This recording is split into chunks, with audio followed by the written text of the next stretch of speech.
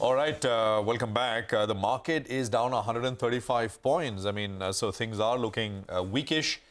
NSE advanced decline is still in favor of declines. 1,050 stocks are lower, about 800 stocks are higher at this point. So there's no recovery. I think became even, but the gap has become wider again. Now, PI Industries is the company we're going to be talking about.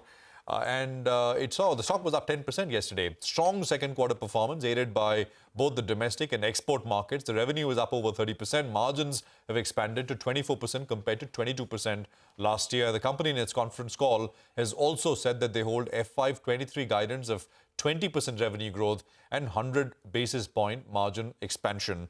Mayank Singhal is Vice Chairman and Managing Director at PI Industries. He's joining us right now to take some questions. Mayank, great to have you with us here on the program. Thank you very much. After the performance, what analysts are asking is, why are you still sticking with that 20% growth guidance and why not revise it? Both actually sort of revenue guidance and margin guidance as well. Will you be able to do more? And if you can tell us what's the thinking behind keeping and staying with the earlier guidance? Yeah, morning, Prashant. So thank you for having us on. Just to give you the outlook for the second half of the year, the first half has been a good performance. As we see that our original guidance was between 18 to 20%. We have actually put a correction to say it will be 20+%. We clearly see the opportunities for growth in the long term, but keeping the outlook on the volatility in the global markets, we would still like to keep a conservative outlook on this, and the company is confident of delivering the guidance given in the past. Yeah. So, Mayank, you're not alone. I mean, most companies across sectors have scaled down their estimates for earnings because of the exposure they have globally. Can you tell us which are the pockets that are getting hit the hardest, and where do you see some perhaps minor signs of recovery come through as well? Well, to be honest, I would not say that I see any challenges, but we are not doing it on that grounds. But what we are seeing, that the volatility in the agricultural scenario is pretty large, looking at the climate impacts that we are seeing in the various parts of the world. And, this is a business which is very much dependent on that. But for the given moment, we don't see much of those challenges hitting our business. Actually, we see good opportunities which are coming our way.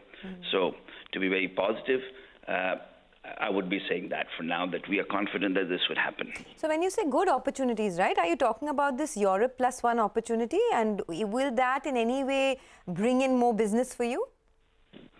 Well, our business, as you see, is a long-term based approach. So it's not a Europe plus one that is a commodity cycle that Europe today has a shortage, so that will get plugged over the next 6, 8, 1 year. But I see this more as an opportunity of the demand of the crop and the shifting of the demands which are coming up in the global scenario between China and the temporary shortages that may be coming out of Europe. All right. Mayank, on the top line, it appears that 20% is pretty much very easily going to be achieved, and you'll do better than that. What about on the margin parameter? What should we work with? As we indicated, obviously with that growth, we'll get the operating leverage. So we've indicated 100 plus bit points that we are looking to expand the margins with. From what you reported in the past quarter? No, we were at the annualized basis for last year. Okay. Okay. I guess this is also a time when it is perhaps easier to get acquisitions at a attractive valuation because of all the challenges that global companies are facing. Are you scouting for any acquisitions at the moment? Anything that you'd perhaps finalize within the next 12 months? Yes, as we said, that we're very aggressively looking at the acquisition front in our pharma initiative. We are pretty confident that over the next 12 months, we'll definitely be closing down on a couple of them to come to the right outcome as desired to our strategy. Mayank, you all had raised money a couple of years ago, and you all have been saying you all are scouting out, but nothing seems to be coming up. Let me ask you point blank, are you looking at granules? Because some reports indicated that.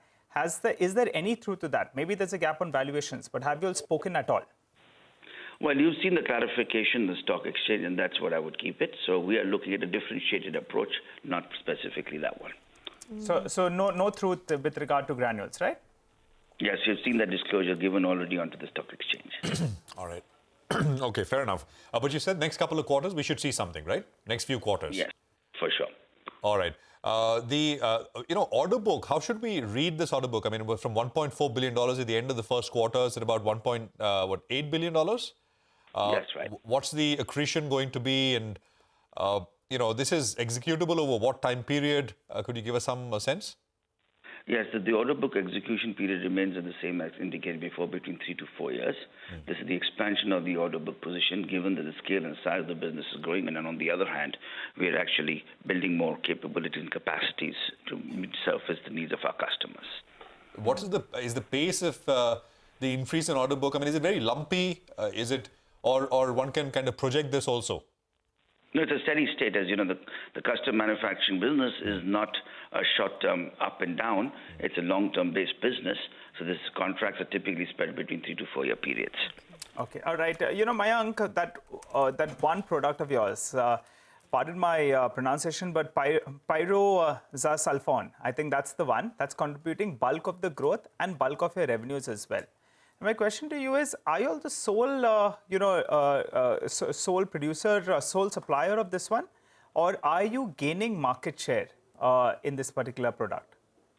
Well, I would not say both, and that would be sensitive to inform because of the confidentiality understanding with our partners.